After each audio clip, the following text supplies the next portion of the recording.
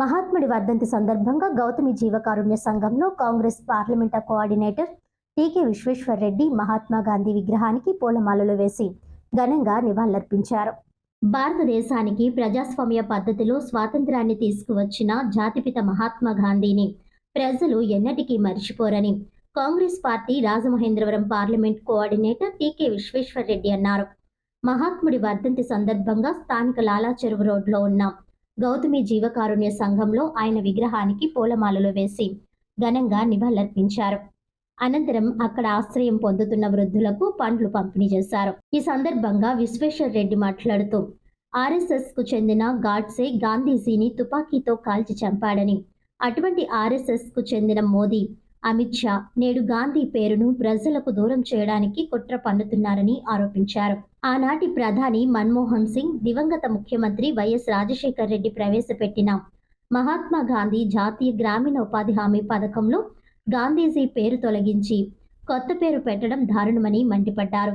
ఈ కార్యక్రమంలో Congress doctor cell అధ్యక్షుడు డాక్టర్ రాజశేఖర్, ఎస్సీసెల్ అధ్యక్షుడు బత్తిన చంద్రరావు, జీవకారుణ్య సంఘం సిబ్బంది రాజు, విజయ్ కుమార్, రేఖ, డాక్టర్ అశోక్ కుమార్ తదితరులు పాల్గొన్నారు.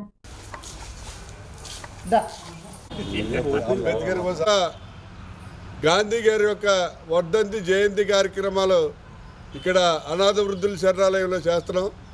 దానికి కారణం ఏంటంటే ఇక్కడ మరి మహాత్మా గాంధీ గారు వృద్ధులను కానీ లెపర్సీ పేషెంట్లు కానీ ఎంతో ఓపికగా వారానికి ఒకసారి వెళ్ళి వాళ్ళ ఆశ్రమాల్లో సేవ చేసేవారు. ఈవేళ మన భారతదేశానికి స్వతంత్రం తీసుకొచ్చినటువంటి వ్యక్తి మరి మహాత్మా గాంధీ గారు. అటువంటి మహాత్మా గాంధీ గారి యొక్క వర్ధంతి జయంతి చేయవలసిన బాధ్యత మన భారతదేశంలో ఉన్న ప్రజలందరి మీద ఉంది. మరి ఆ దేశంలో అందరూ కూడా గాంధీ గారి వర్ధంతి జయంతి కూడా చేస్తారు. కానీ గొప్ప విషయం ఏంటంటే గాంధీ గారిని ఆర్ఎస్ఎస్కి సంబంధించినటువంటి గాడ్సే అనే వ్యక్తి చంపడం జరిగింది. అలా గాడ్సే ఆర్ఎస్ఎస్కి సంబంధించిన వ్యక్తి, అతను మహాత్మా గాంధీ గారిని తుపాకీతో కాల్చి చంపాడు.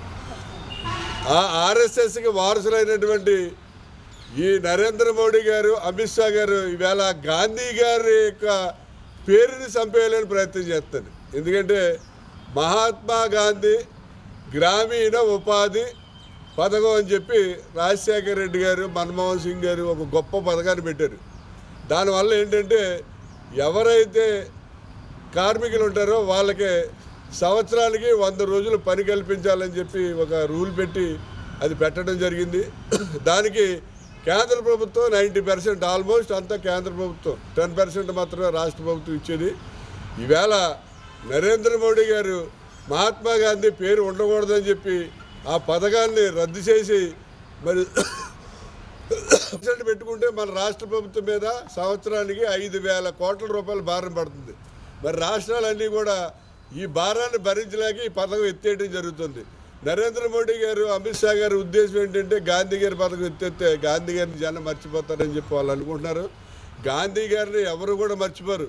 ఈ కాంగ్రెస్ పార్టీ కానీ దేశ ప్రజలు కానీ గాంధీ గారిని ఎప్పుడు కూడా గుర్తుంచుకుంటారు. ఎందుకంటే మన భారతదేశానికి స్వతంత్రం, ప్రజాస్వామికంగా ఈ ప్రపంచంలో ఒక దేశానికి స్వతంత్రం తీసుకొచ్చిన వ్యక్తి ఎవరైనా ఉన్నారంటే మహాత్మా గాంధీ. అటువంటి మహాత్మా గాంధీ గారిని మర్చిపోయే ప్రసక్తే లేదు. మరి ఈవేళ మహాత్మా గాంధీ గ్రామీణ ఉపాధి పథకం వల్ల గతంలో వలసలు వెళ్ళిపోయారు. ఎక్కడికక్కడ మనం చూసేవాళ్ళు. ఇక్కడి నుంచి మళ్ళీ రాయలసీమ లేకపోతే బెంగళూరు ఎక్కడికి వెళ్ళి పనులు చేసుకునేవారు. అలాగే చాలామంది ఆకలి సావులు, తిండి లేక ఆకలి సావులు చనిపోయేవారు. 20 సంవత్సరాల క్రితం రాజశేఖర రెడ్డి గారు, మన్మోహన్ సింగ్ పెట్టడం